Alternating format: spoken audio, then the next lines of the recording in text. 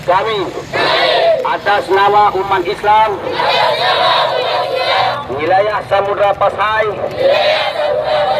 Nanggro Aceh Darussalam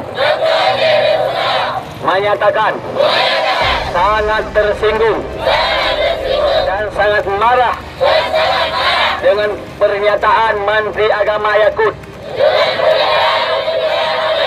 yang menyamakan suara azan dengan gonggongan anjing. Maka oleh karena demikian,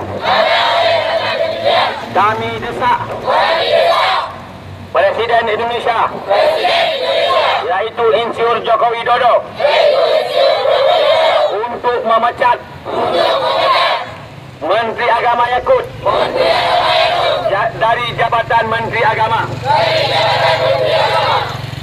Jika tidak dipecat, maka kami anggap Jokowi adalah sama dengan Yakut.